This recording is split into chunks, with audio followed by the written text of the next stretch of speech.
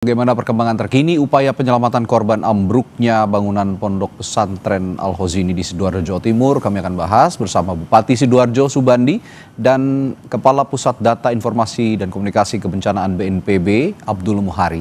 Selamat malam Bapak-Bapak. Selamat malam Mas Radit.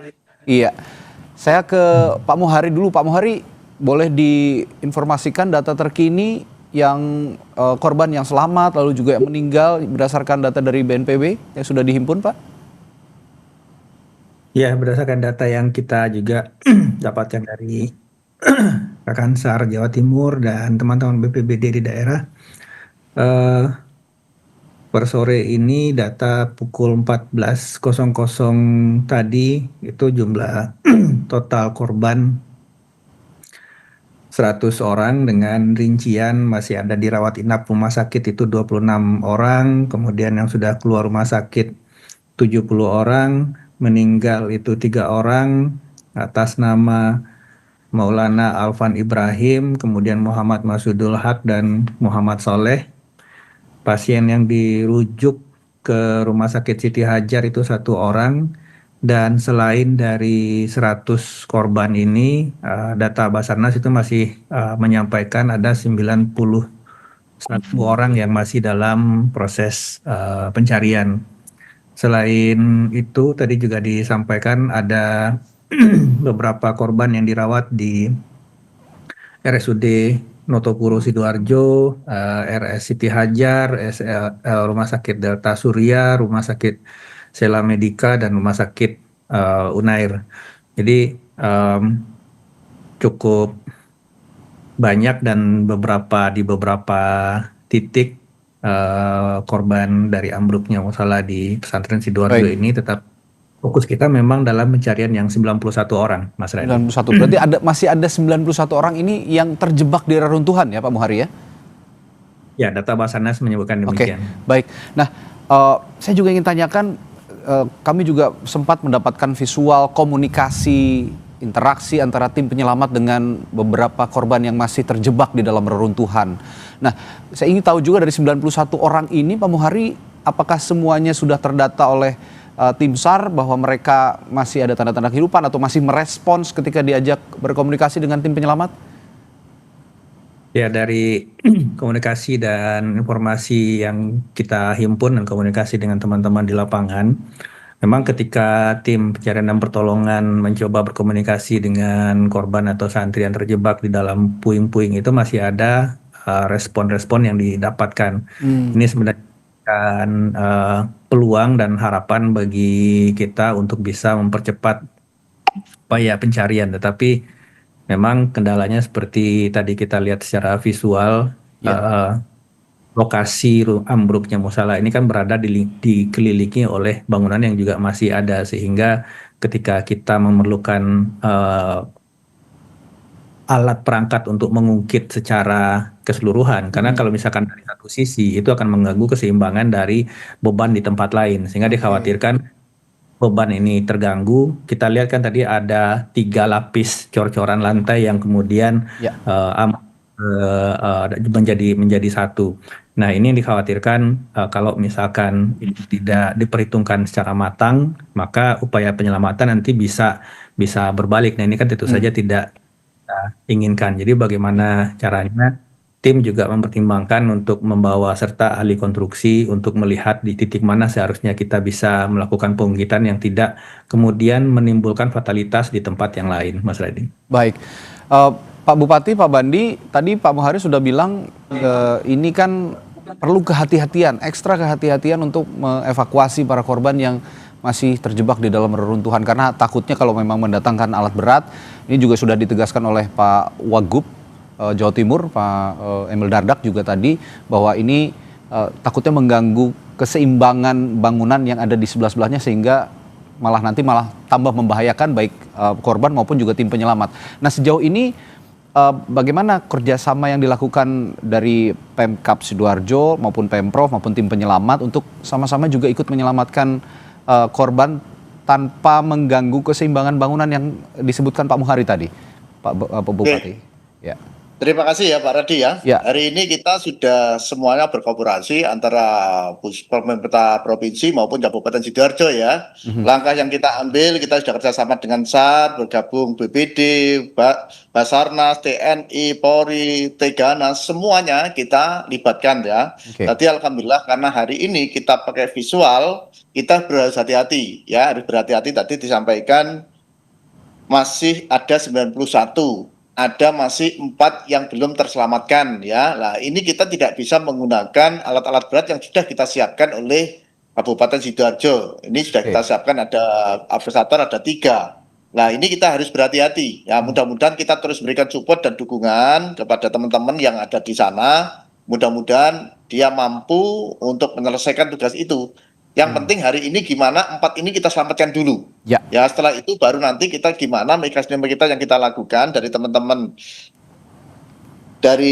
teman-teman Basarnas, BPD, lah semua ini berkolaborasi bersama-sama. Tadi kita selalu menyampaikan, tadi juga ada Pak Wagub, tadi pagi kita ketemu. Kita mencoba pakai alat berat, geraknya luar biasa. Nah, hari ini kita harus pakai manual untuk menyelamatkan itu. Seperti itu, Mas. Ya, ini memang perlu ekstra kehati-hatian.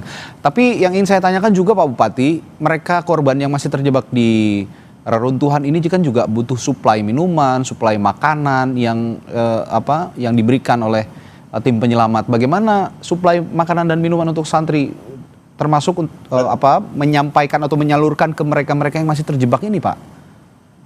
Yang alhamdulillah yang masih terjebak 3, ini kita oksigen sudah kita siapkan, juga ada pendampingan dari teknis kesehatan ya, tadi dokter-dokter semuanya, ini kita siapkan semuanya, biarkan nanti kebutuhan apapun dan segera kita cover. Tadi insya Allah semua sudah terpenuhi, tadi sudah tidak ada kekurangan lagi, karena dengan kondisi yang sulit dan susah ya, tadi ini sudah disiapkan dengan tim medis semuanya, alhamdulillah sudah berjalan dengan baik, termasuk oksigen dan lain-lain ya. Ya.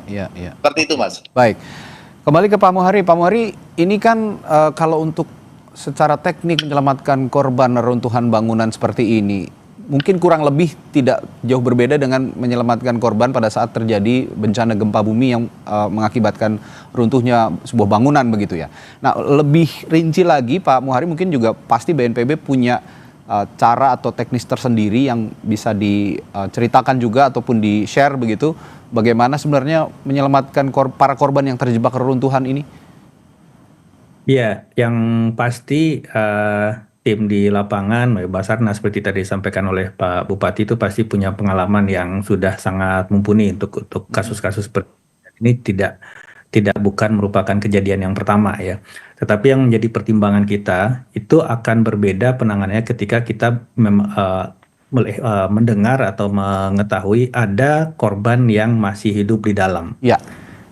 Posisi korban ini tidak bisa kita pastikan posisinya pastinya ada di mana, karena itu tidak secara visual tidak bisa dilihat dari pinggir atau sudut-sudut runtuhan yang dicoba oleh tim di lapangan. Nah, ini sebenarnya yang yang pastinya menjadi pertimbangan utama bagi tim di lapangan, berbeda kiranya ketika misalkan pada kondisi bangunan ambruk tapi tidak ada respon korban yang ada di dalam. Dan ini kalau berbeda di sini, itu respon korban itu ada beberapa orang. Tadi Pak Bupati bilang ada 4 orang yang masih harus dikejar upaya penyelamatannya. Nah, ini posisi masing-masing korban ini benar-benar harus dihitung, dan bagian mana yang harus diangkat dan bagaimana cara mengangkatnya akan sangat mempengaruhi nantinya keberhasilan upaya pencarian ini. Jadi ini sebenarnya faktor kesulitannya ada pada titik di mana kita harus memastikan bahwa nanti puing yang di atas kita angkat itu tidak malah menimbulkan cedera atau fatalitas bagi korban yang kita tahu itu masih hidup, Mas Radi. Ya, Pak Muhari, tanpa bermaksud untuk mendesak, untuk memburu-burui mereka yang mencoba menyelamatkan korban begitu ya, yang sekarang masih terjebak di reruntuhan bangunan. Tapi saya ingin tanya juga, biasanya dalam teknis penyelamatan korban yang tertimbun reruntuhan bangunan seperti ini, berapa lama waktu yang dibutuhkan untuk menyelamatkan semua korban? Ya, tim SAR kita tidak hanya punya pengalaman di dalam negeri ya. Tim SAR ini juga sudah pernah kita kirim ke Turki, ke Myanmar untuk penyelamatan bencana gempa. ini rata-rata untuk golden time normalnya itu 3 kali 24 jam tanpa makan, tanpa minum. Tetapi ada pada kondisi-kondisi tertentu itu bisa extend bahkan sampai 7 kali 24 jam. Jadi ini sudah berjalan 24 jam, selama kita masih bisa berkomunikasi dengan yang bersangkutan, itu kita masih bisa make sure bahwa yang bersangkutan masih dalam kondisi baik. Dan ini juga ada respon yang seperti apa, apakah responnya kemudian masih sama dengan respon pada saat pertama disapa dan seterusnya. Ini tim di lapangan punya penilaian berdasarkan pengalaman yang mereka punya. Artinya kita masih sangat optimis pada fase-fase golden period ini kita bisa menemukan cara yang tepat untuk bisa benar-benar memastikan bahwa puing bisa kita angkat, tapi santri yang terjebak bisa kita jamin tidak akan terdampak, kita jamin keselamatannya tidak terdampak dari puing yang kita singkirkan. Kira-kira seperti itu, Mas Reza. Ya, dan kami percaya juga semua tim penyelamat saat ini simultan gitu, tidak berhenti untuk terus melakukan upaya penyelamatan, tentu saja dengan prinsip kehati-hatian supaya tidak lagi jatuh korban. Nah, selanjutnya saya ingin beranjak kepada pertanyaan soal kepada Pak Bupati ya, saya soal berapa banyak sebenarnya ada pesantren yang ada di Sidoarjo dan bagaimana inspeksi terhadap bangunan-bangunan yang ada di pesantren-pesantren di Sidoarjo. Saya akan tanyakan hal itu Pak Bupati, tapi jangan dijawab dulu. Setelah jeda di Sapa Indonesia Malam, tetaplah bersama kami.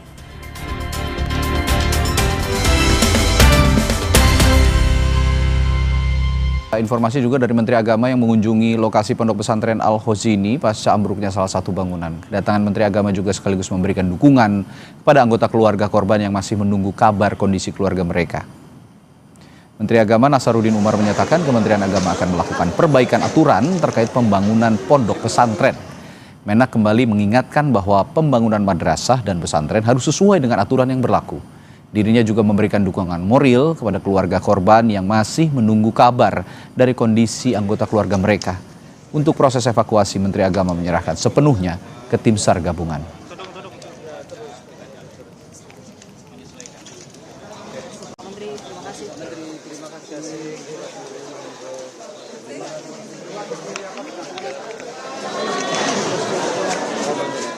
Jadi kami datang ke sini mendatangi ya tokoh-tokoh masyarakat sekitar, termasuk pemuda Jawa Timur ya, termasuk mengunjungi para orang tua yang korban ya.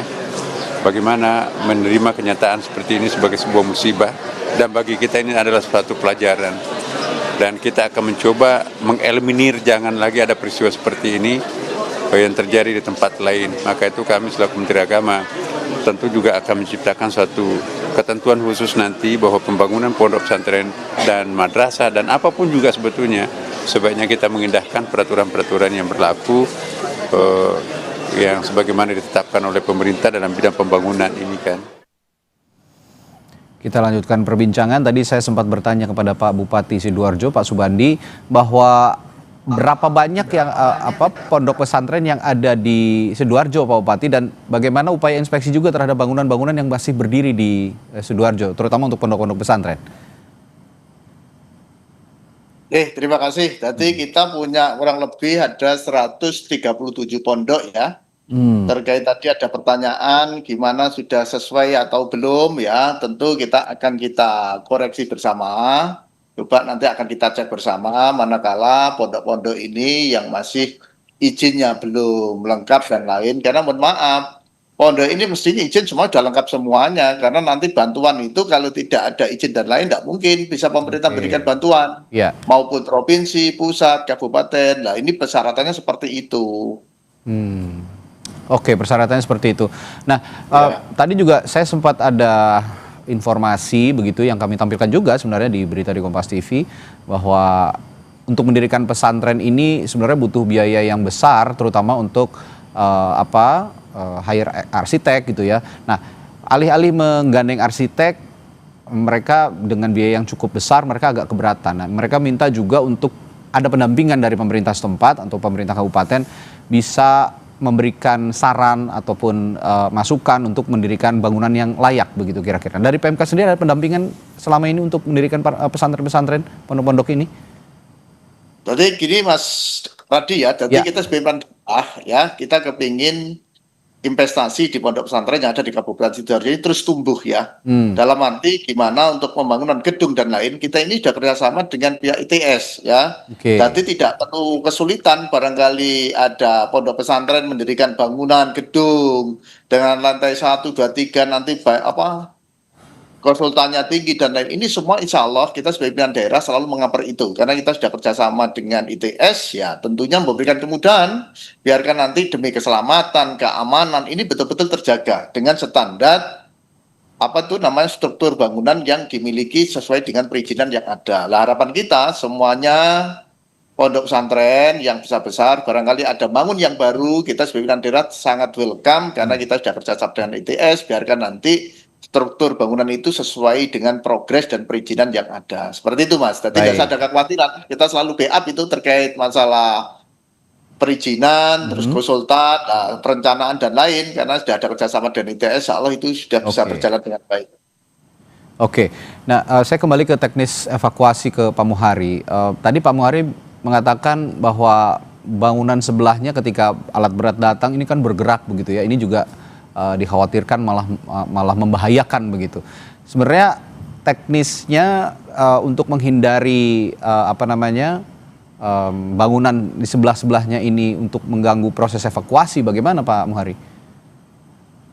Ya, ada beberapa opsi sebenarnya ya.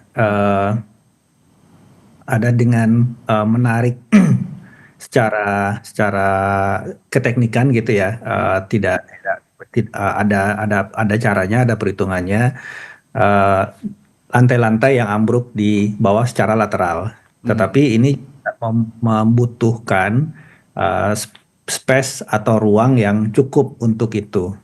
Sedangkan kita lihat ini kan dikelilingi oleh bangunan yang sebenarnya menjadi penyambung ya. Si musola ini kan kalau kita lihat dari gambar visual itu disambungkan ke bangunan di sebelah-sebelahnya. Nah ini menjadi